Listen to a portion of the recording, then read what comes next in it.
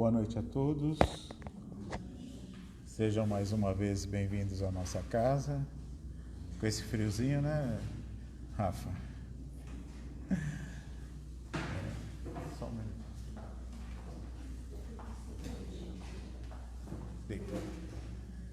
Bom, mais uma vez, sejam bem-vindos à nossa casa. Alguns recadinhos, né, para a gente não esquecer. Bom, em primeiro lugar, desligar o celular ou, no mínimo, colocar em mudo, né? Muito importante, manter silêncio a partir do momento que entra no salão, né? Até o momento que sai do salão, é muito importante, porque o nosso tratamento começa a partir deste momento. A gente começa a entrar aqui e já está em tratamento. E quem não está em tratamento, né, vamos respeitar quem está, né? Então é muito importante o silêncio durante esses momentos. Com isso, né, vamos ficar em silêncio, né, mas fazendo o quê? Pensar o quê? Vamos ficar em prece. A prece ajuda bastante, né?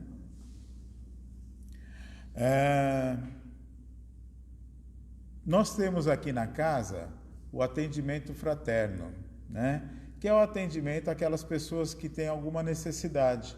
Eu estou com uma necessidade, eu estou com um problema na minha casa, eu estou com um problema com a minha família, eu estou com um problema de saúde, né? E eu queria fazer um tratamento, né, espiritual e assim por diante. Então, o nosso atendimento, ele começa aos sábados, né, às 17h30, e às terças-feiras começa às 19h30, tá? Então, para que as pessoas cheguem, passem pela entrevista e depois já venham para o salão e já venham fazer o tratamento diretamente aqui, tratamento de passe. Muito bem. Com isso, vamos à nossa psicografia da noite, que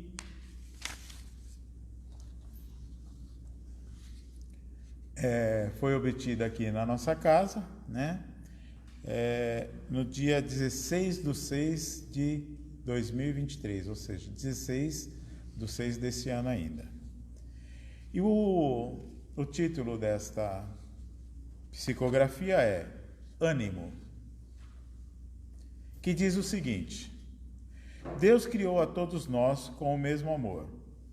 Não há eleitos ou preferidos. E o progresso da humanidade não é tarefa confiada a poucos. Cada ação, cada pensamento, quando é envolto do amor, é mais um grão de areia depositado na grande obra de nosso Pai. Não se enganem, não há acaso, não há desperdício. Cada segundo pode e deve ser vivido com o único propósito de fazer o bem. Todos, independentemente da situação em que se encontram, têm a função de desempenhar em prol da evolução coletiva. Antes de um fardo, trata-se de uma bênção. Entender os mecanismos que regem a vida enche o espírito de propósito, e a sensação de utilidade é força capaz de superar as piores dificuldades. Cada um pegue sua cruz e siga o Mestre, pois ele nos assegura que o nosso destino é luz e felicidade. Muito bem. Então vamos aproveitar este momento agora e vamos fazer uma prece, já envolvendo o nosso irmão Carlos, que vai fazer a palestra dessa noite, falando de um tema muito importante, né? Se não é importante para nós, é para, com certeza, as pessoas que a gente conhece, algumas pessoas, né? E que a gente possa, então, compreender melhor e sermos auxiliados pelas bênçãos do nosso Mestre Jesus. Senhor Jesus, agradecemos a Tua presença, Agradecemos a presença desses nossos amigos que aqui se encontram e de todos esses irmãos que aqui estão para compreender e aprender ainda mais sobre o seu Evangelho. Que as tuas bênçãos, Senhor Jesus, possa se fazer presente, envolvendo cada um aqui de nós. E que o nosso irmão Carlos possa ter a palavra para que penetre em nossos corações. Que assim seja. Graças a Deus.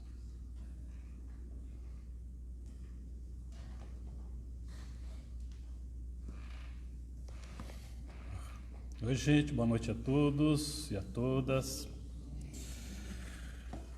Bom, eu gostaria de compartilhar com os irmãos aqui presentes o tema melancolia ou depressão, né? Porque é diferente, né? A gente interpreta também como melancolia como tristeza, né? E tristeza todos nós temos quando a gente passa por alguma perda importante, né? E depressão já é um pouco mais profundo. E como a nossa fé é baseada no tripé, ciência, filosofia e religião, muitas das informações que eu vou trazer aqui não são minhas, é de domínio público, mas é importante que a gente relembre para a gente poder entender, né, os desafios internos que provavelmente muitos de nós em algum momento esteja passando, ou iremos passar, e pessoas também queridas muito próximas podem estar passando, tá bom? E depois, é claro, eu vou fazer uma abordagem do ponto de vista filosófico, religioso, tá bom? Bom, muitas pessoas sofrem desse transtorno da depressão, mas dificilmente a pessoa admite, com medo do julgamento. Porque o senso comum, via de regra, fala: isso é frescura, isso é falta de Deus, né? E realmente isso é uma forma que às vezes a pessoa pode até ter a boa intenção de querer ajudar, mas são palavras inadequadas, que na realidade só faz com que a pessoa se retraia mais, né? Alguns dados são interessantes. Por exemplo, até 2030, 1/3 da população mundial vai ter depressão, né? Quando a gente começa a pesquisar, a gente vê que as abordagens dos especialistas da saúde mental, elas são bem convergentes. Então, é uma doença psiquiátrica, um distúrbio afetivo, mental, que interfere na vida das pessoas, diminuindo a capacidade de trabalho, de dormir, de comer, etc., né? Se apresenta como uma tristeza persistente, uma baixa autoestima, sentimentos de medo, insegurança, vazio existencial, inutilidade, pensamentos recorrentes de morte, que é a ideação suicida. Eu vou falar um pouquinho mais para frente, tá bom? Nos idosos isso fica um pouco mais intenso, porque ele fica retraído, né? Há um esquecimento natural, né? Ele fica mais irritado, sente menos valia, tem menos autocuidado, né? É uma sensação de culpa e de fracasso, e vai dando uma certa lentidão. Quais seriam as causas? São várias. É importante citar de que a genética ela é a primeira coisa a ser considerada. Então, por exemplo, se você tem pais, seu pai, sua mãe, seus avós, né? Eles tiveram doenças psiquiátricas na família, como a depressão, por exemplo, a chance de que você também tenha aumenta em até 60%. Esse é um dado extremamente interessante, né? Então, são alterações cerebrais, né? Que é a diminuição dos neurotransmissores, né? Como serotonina, que a pessoa fica mais sensível a críticas e a frustrações, da noradrenalina, tem menos energia e motivação, da dopamina, menos agilidade mental e prazer. Tem também causas fisiológicas. Então, por exemplo, se a mulher teve um câncer de mama e teve que fazer mastectomia, é bem possível que ela tenha uma depressão secundária por conta disso. O homem, câncer de próstata, disfunção erétil, pode ter depressão, né? Se teve um problema cardíaco, também pode ter aí, como consequência, uma depressão, né? E nos idosos, novamente, tem as doenças crônicas, né? Porque conforme você vai tendo dificuldades, principalmente dificuldades motoras, né? Auditivas e visuais, então a pessoa vai se retraindo mesmo, né?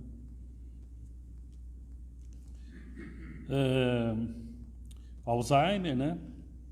Que é a memória, Parkinson, que são os tremores, e também, geralmente, por conta dessas doenças crônicas, eles tomam muitos medicamentos, né? E boa parte deles tem como efeitos colaterais justamente essa dificuldade, né? No seu ânimo, na sua disposição. Eles realmente têm esse processo de introspecção por efeitos colaterais dos medicamentos. Importante citar também, como causa, os fatores psicossociais. Uma pessoa está desempregada, por exemplo, tem dificuldade financeira. É difícil, né? Você ficar bem, animado, né? Privação de sono, esse estresse contínuo, porque a depender, por exemplo, do ambiente que você tenha no trabalho, um ambiente tóxico, ou mesmo um ambiente familiar tóxico, né? Isso ao longo do tempo realmente vai fazendo com que a pessoa possa entrar num processo depressivo. Perdas importantes, né? Você passou por um luto, né? Teve uma perda significativa. Importante também falar dos idosos também, né? Porque a viuvez dá um processo de solidão muito grande, né? Você não tem a presença de uma pessoa com a qual você dividiu a vida, né? E geralmente nessa faixa etária dá um processo de menos-valia, né? Quando você se aposenta. Porque no início parece umas férias prolongadas, mas com o tempo parece que você diminuiu a importância para a sociedade. Aí você soma isso à viuvez, à solidão, à ausência dos filhos, dos netos, né? É muito complicado mesmo essa fase, né?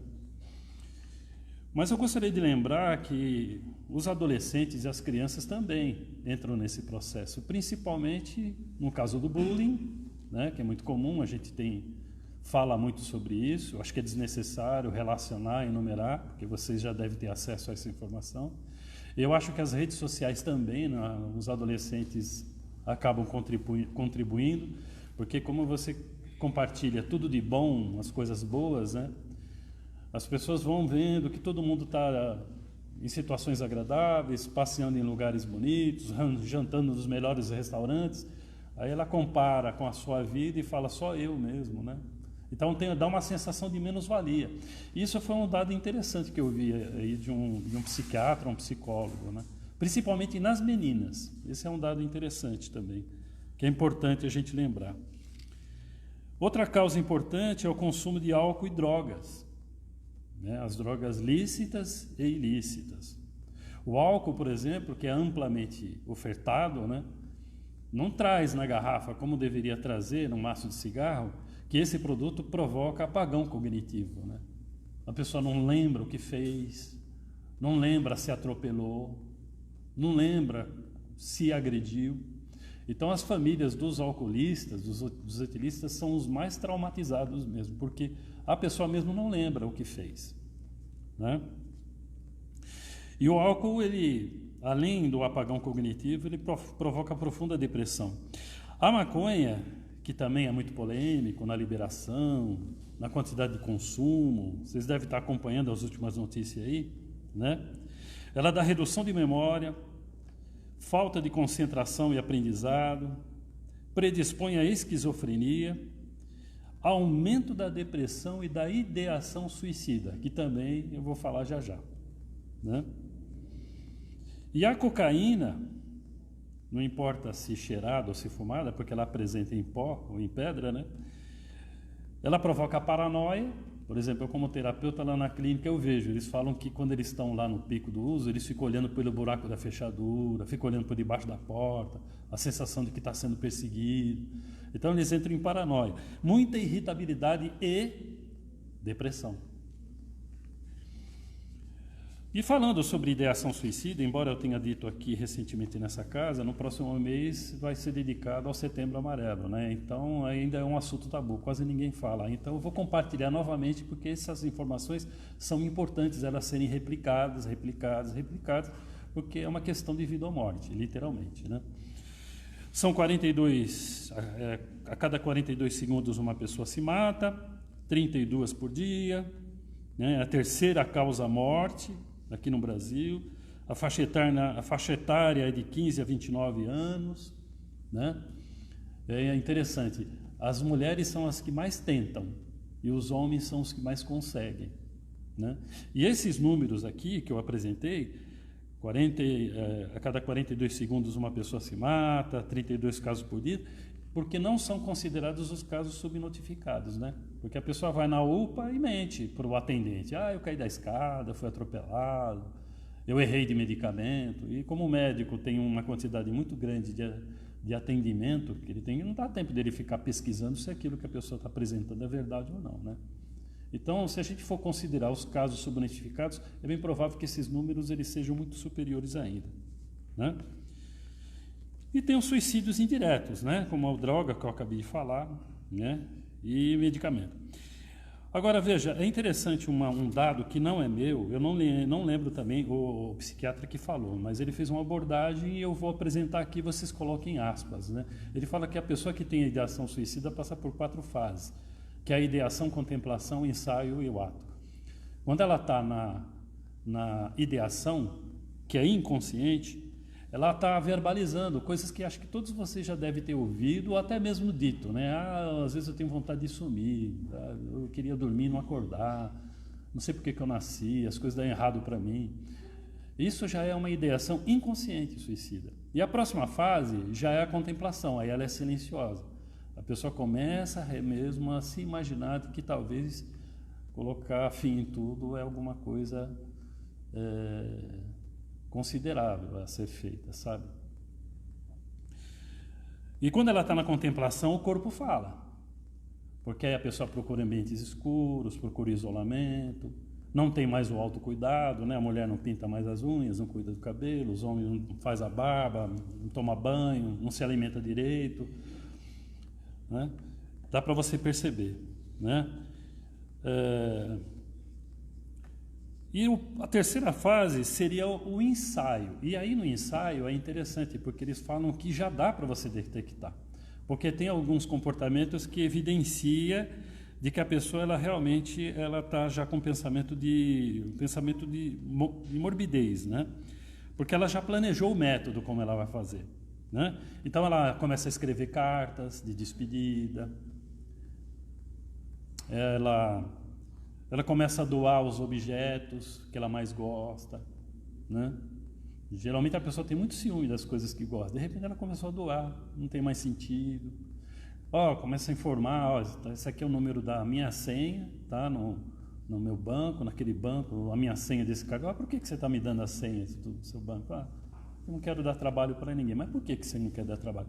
E geralmente nesse momento a gente tem medo de perguntar. Lembra que eu falei que ideação suicida é um tabu? A gente tem medo de falar porque acha que vai dar ideia? Não, a gente tem que perguntar. E um deles falaram o seguinte: você tem que perguntar, você está com ideação suicida? Porque se você fala, parece que você trava esse processo, né? Mas o quarto e último ato, né? O quarto e a última etapa, que seria o ato, ele passa por uma situação muito curiosa, que é o chamado de ambivalência. Se vocês derem no YouTube e ver depoimentos dos familiares sobre a família enlutada, eles falam, poxa, mas ele, momentos antes, né, ele estava tão feliz, como é que ele pode ter se atirado pela janela, por exemplo? Porque esse momento de ambivalência, ele não queria sair da vida, ele queria diminuir a sua dor psíquica, a sua dor interna. Então é como se ele tivesse tirado um peso dos ombros, né? Então dá um processo de euforia mesmo. Os relatos são muito comoventes, né? Então, você vê, né? A gente conhecendo isso, essas 4 fases emocionais, psicológicas, dá para a gente realmente interagir. E às vezes uma internação salva vidas, né? Lembrando, né, que o suicídio ele é uma solução definitiva, definitiva para um problema transitório, né, um problema passageiro. E a pessoa sai do corpo, mas não sai da vida e piora a situação. E aumenta 10 vezes mais a chance de acontecer um outro suicídio na família. Tá bom? Lembrando também que se a pessoa estiver fazendo tratamento, né? Eu detectei, eu percebi que ele estava doando as coisas, ele falou que estava com pensamento de morte, levei no psiquiatra e ele está tomando medicamento. Mesmo assim, precisa de uma força-tarefa. Precisa vigiar, precisa colocar grade na janela, esconder medicamento, vaca, etc., porque demora dias para o medicamento fazer efeito, né? Então, às vezes, a pessoa, mesmo medicada, se mata. Agora, gostaria de falar algumas medidas protetivas, que é importante pontuar, né? Por exemplo, no caso do idoso, ele não pode ficar muito tempo sozinho, né? Tem que ter atividade, tem que dar aliás, isso não só para o idoso, para todos nós precisamos de um sentido existencial. Se você entender o seu sentido existencial, você encontra um gás interno, né? Uma motivação para você querer realmente fazer com que as coisas aconteçam. Então a gente tem que descobrir qual é o nosso sentido existencial, né? Se socializar mais. Atividades físicas, então, eles são unânimes em dizer que todo mundo deveria fazer pelo menos uns 15 minutos de caminhada. Não precisa fazer muita coisa, né? A gente já quer entrar numa academia, para deixar 3 meses pago e, no fim, fica tudo largado lá. São coisas simples que a gente precisa fazer, né? Cuidar da aparência. Eu recomendo aos senhores e às senhoras aqui presentes uma matéria no YouTube chamada Envelhecência. Assistam, é maravilhoso, principalmente para as pessoas que estão na minha faixa etária para cima. Vai encontrar um sentido existencial, que eu me referi agora há pouco. Outra dica é evitar situações estressoras, né? Então, por exemplo, tem muita briga lá em casa, aí eu estou num ambiente tóxico, você precisa dar um jeito de mudar essa situação, né? Porque é como se o médico falasse o seguinte, falasse assim, olha, para você não ficar gripado, você precisa parar de andar com o pé no chão e tomar gelado. Então, se eu continuar andando com o pé no chão e tomando gelado, eu não vou ficar gripado. Então, se eu estou diante de situações estressoras, mesmo os cuidados que eu procurar, como um psiquiatra, psicólogo, sei lá, medicamento, atividade física, ainda essas situações vão disparar o gatilho do meu processo de introspecção, de melancolia e de angústia, né? Então, preciso realmente encontrar uma maneira de mudar essa situação. E cada um vai ter que procurar a sua maneira, né? Lembrando que nem tudo a gente pode controlar, né? Então, a gente não pode se sobrecarregar no trabalho, tem o chamado workaholic, né? Você trabalhar demais. Não exigir muito de si mesmo e dos outros, porque isso está muito ligado à ansiedade, que é um outro assunto, né? Seria muito interessante se os senhores e as senhoras aqui presentes buscassem entender muito sobre a ansiedade, que é a irmã gêmea da depressão, né? Outra dica é melhorar o estilo de vida, né? Porque a gente quer terceirizar o problema. Então, eu quero que o médico, eu quero que o terapeuta, eu quero que o psicólogo, eu quero que o tratamento espiritual, tudo isso é importante que a gente faça. Mas se eu não fizer a minha parte, o remédio não funciona, o psicólogo não é bom, eu troco de medicamento, aumento, diminui a dose. Então eu preciso fazer a minha parte, eu preciso melhorar o meu estilo de vida. Isso significa melhorar a minha alimentação, ter uma alimentação mais saudável, evitar comer muita comida processada, né? Porque o nosso intestino é o nosso segundo cérebro. Pesquisem mais a respeito, vocês vão se surpreender, né? É claro que a gente tem que evitar álcool, drogas, cortar o cigarro, melhorar a nossa qualidade de sono, né? Porque quando a gente está dormindo, né? Isso também tem uma repercussão extremamente importante no nosso sistema imunológico, na nossa saúde mental. Tomar sol, sair com amigos, boas leituras, ter um hobby. Ou seja, você precisa estudar. e fazer um balanço de como que é o seu estilo de vida. Porque senão você pode estar se auto-sabotando, mesmo tomando outras medidas autoprotetivas. Tá? Falando sobre a saúde mental, a gente tem muito preconceito aqui. Eu não vou no psicólogo, não, no psiquiatra, não estou ficando louco. Mas se você não tem um problema no estômago, você não vai no gastro. Se você não tem um problema no pulmão, você não vai no pulmonologista. Por que você, tendo algum problema mental, emocional, você não pode ir no psicólogo, no psiquiatra? Né? É importante.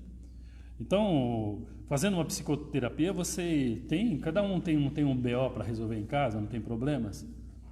É um barulho que você tem que resolver. Então, você conversando com um psicoterapeuta, ele vai te ensinar a ressignificar, a refletir, a encontrar dinâmicas internas para um melhor enfrentamento dos seus desafios, né? Às vezes isso aí ajuda pra caramba, gente. Procurar também um médico psiquiatra, porque a depender talvez do seu quadro, ele pode te prescrever um antidepressivo, né? Lembrando, é claro, que só o médico psiquiatra é que pode prescrever. Não vai no vizinho, olha, toma esse remédio que me fez bem para mim, vai fazer bem para você. A diferença do veneno para o remédio é a dose, que pode ser remédio para um, pode ser veneno para o outro, né? Então é bom que a gente diga isso, né? E o médico psiquiatra, ele vai saber como é que está aqueles neurotransmissores que eu me referi no início, né? Como é que está a sua noradrenalina, dopamina, serotonina, né? E aí ele te ajusta, né? Outra dica também importante é a prática da religiosidade, que é o horizontal. Isso é o que nós estamos fazendo aqui, né? Isso ajuda demais para quem tem processos de melancolia, de isolamento, né? De introspecção. Porque quando a gente chega aqui num festival de beijos e abraços lá na frente, né? Então a gente se sente acolhido. Aqui tem amigos que gostam de você pelo que realmente você é, né? Isso aí melhora até o nosso sistema imunológico. Eu vi isso aí do Drauzio Varela.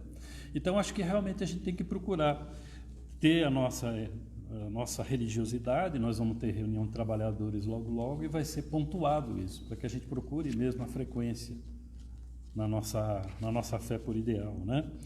Que aqui a gente desenvolve mais aceitação dos nossos problemas, a gente desenvolve a nossa gratidão, né? A gente melhora a nossa qualidade de vida interna, a gente começa a ficar mais confortável dentro de nós mesmos. Eu acho que todos sabem o que a gente sente quando a gente sai daqui, não precisa nem enumerar, né? Mas a prática da espiritualidade, que é o vertical, é eu com Deus, para mim é tão ou igualmente importante. Porque eu posso encontrar gente que tem um bom nível de religiosidade, que é horizontal, seja na prática religiosa que escolheu, se é católico, evangélico, espírita, umbandista, mas ele mesmo com Deus, a religiosidade dele é zero, né? Então, eu preciso ter um templo dentro de mim mesmo. Eu preciso ter o hábito da oração constante, né? Isso melhora a minha frequência, né? Jesus já disse isso codificado lá, quando ele fala assim: os olhos é a candeia do corpo. Se teus olhos tiverem luz, o teu corpo terá luz. Se teus olhos forem maus, o teu corpo será mau, né? Então eu vejo no mundo aquilo que a rigor já está na minha cabeça. Se eu vejo inconformação, insatisfação, raiva, melancolia, eu atraio energias equivalentes, né? Então, eu mesmo posso estar costurando meu próprio sofrimento. E para encerrar, eu gostaria de citar João 16:33, quando Jesus fala assim: no mundo tereis aflições, mas tem de bom ânimo, eu venci o mundo. Bom, a Organização Mundial da Saúde diz que saúde é o bem-estar físico, emocional, psicológico, financeiro, deve ter mais coisas aí. Completo bem-estar físico, psicológico, emocional.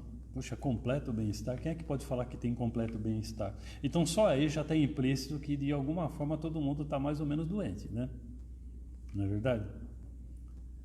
Se a gente começar a traçar um paralelo com a felicidade, para mim, se eu dizer assim que eu poderia ficar bem mesmo, é eu estar muito bem na minha saúde, estar com o meu casamento jóia, com a minha situação financeira legal, com todos os meus amigos e familiares também bem de saúde, e por aí vai. Quem é que está bem em todas as ramificações da sua vida? Saúde, trabalho, finanças, né? Relacionamento, socialmente falando. Não é sempre uma coisa ou outra que aperta? Então, ou seja, do ponto de vista de saúde e do ponto de vista de felicidade, aí é uma variável, né? Cada um está em níveis diferentes, né? Então, eu chego à seguinte conclusão, que por conta dessas variáveis da saúde pública, da OMS, da felicidade, e todo mundo está em patamar, em peso diferente, então a gente acaba sofrendo mesmo uma depressão mais secundária, mais reativa, né? Hoje eu estou triste porque meu irmão está internado. Hoje eu estou triste porque eu briguei com a minha mulher, com meu marido. Hoje eu estou triste porque sofri uma injustiça no trabalho. Hoje eu estou triste porque o bem que eu comprei, o tablet, o carro, eu mal comecei a pagar a prestação e me roubaram, né? Quem que já não passou por alguma perda importante aí, né? Todos nós aí estamos sujeitos, né? Então Jesus tem razão. No mundo tereis aflições, mas tende bom ânimo. Eu venci o mundo. Mas como é que é possível ter bom ânimo? Eu penso assim, eu costumo sempre brincar que é difícil você chegar, por exemplo, na farmácia, que as farmácias se multiplicaram. Antigamente era bar e boteco, né? Agora não, tem farmácia para tudo quanto é canto. Tudo quanto é canto. Eles têm remédio para tudo lá, né? Vai lá procurar um comprimido lá de otimismo, um xarope de esperança. Não tem, né? O cara vai rir da sua cara. Ele tem para remediar. Aliás, eles ganham com a doença, né? Então, poxa vida, então a melhor terapia não é a preventiva? Eu vou ter que esperar mesmo, ficar depressivo, vou ter que esperar, ficar triste para depois eu me medicar? Eu não posso começar desde já a fazer uma terapia preventiva? Eu acho que o fato de nós estarmos aqui hoje, revendo amigos, participando aqui de um encontro fraterno, né, onde a gente vai orar junto, e todos os benefícios que essa casa oferece, é uma terapia preventiva, né? Onde a gente faz reservas emocionais, não dá para mensurar, né? Por exemplo, você pode ir lá medir o seu triglicérides, medir sua pressão arterial, né? Fazer a sua temperatura, mas não dá para você medir otimismo, esperança, aceitação, né? Não dá para você medir. Agora, isso não é tão importante quanto tudo isso que eu acabei de relacionar. Eu preciso buscar esses valores, porque eu não sei o que o Jesus falou que no mundo a gente vai ter aflição. Então eu não sei o que vai acontecer comigo daqui uma hora, daqui uma semana, daqui um mês, daqui um ano, não sei, né? Todo ano não passa a retrospectiva na televisão, a gente não vê o que é uma sucessão de tragédias. Então não sei o que vai ser esse ano. Então eu realmente vou me prevenir, vou procurar me colocar dentro do meu pensamento. A gente se preocupa muito com o que a gente consome, né? Com o que a gente se alimenta. Mas alguém coloca, por exemplo, um prato de comida estragada, azeda para comer? Não, né? Você não é seletivo naquilo que você consome? Então por que eu não posso ser seletivo naquilo que eu estou ouvindo, naquilo que eu estou vendo, naquilo que eu estou falando, naquilo que eu estou pensando, naquilo que eu estou sentindo? Isso é tão mais importante que aquilo que eu como ou que eu bebo. Porque se eu não prestar atenção no que eu estou pensando, no que eu estou sentindo, no que eu estou verbalizando, no que eu estou vendo, eu mesmo posso estar me auto-sabotando. E aí é interessante, porque a gente eu vejo situações assim bastante antagônicas, né? Eu vejo pessoas, são os extremos, né? Gente que tem uma situação socioeconômica muito boa, gente endinheirada, mas que vive o inferno. E o oposto também já vi. Gente que está doente, está lutando às vezes com uma doença crônica, tem motivos legítimos para estar, às vezes, pelo menos numa depressão, e está bem, está esperançoso, nos ensina com seu otimismo. Como é que essas pessoas conseguem, né? Será que eles não fizeram essa reserva psicológica, emocional, espiritual, né? Para poder fazer frente aos desafios que todos nós temos, né? Então, gente, eu termino dizendo o seguinte, né? Que a lição de casa cabe a cada um fazer por si, né? Eu posso ajudar, né? Eu posso, por exemplo, compartilhei com os senhores e com as senhoras uma série de informações aqui, né? Mas o trabalho que compete a mim, só eu posso fazer por mim. E cada um só pode fazer por si. A fé, por exemplo, é a minha autoproteção, né? Eu não posso chegar para uma pessoa e falar assim, me empresta um pouco da sua fé. Ou eu emprestar a minha fé para essa pessoa. Isso é uma conquista pessoal. E ela é tão necessária quanto a comida que eu como, a água que eu bebo, o ar que eu respiro. Isso é fundamental. Se eu tiver todos esses cuidados aí que eu pontuei ao longo da minha fala, certamente eu acho que Jesus ele já nos alertou, né? Não vai ser fácil, vai ter problemas, vai ter dificuldades, todo mundo aqui sabe quantas vezes já chorou, mas eu acho que se realmente eu estiver atento aí, no mínimo, eu não vou ficar vítima de mim mesmo, com autopiedade, com autocompaixão, né? Potencializando desnecessariamente os sofrimentos que por si só já são angustiados, né? Então eu convido a todos para que reflitam, compartilhem essas informações, para que a gente possa realmente estar muito bem confortável dentro de nós mesmos, eu repito, ter um templo de nós dentro da gente, né? E poder ser multiplicadores dessas informações, não só falando, mas demonstrando, porque os exemplos falam muito mais do que as palavras, não é verdade? Agradeço a paciência que todos tiveram comigo. Muita paz.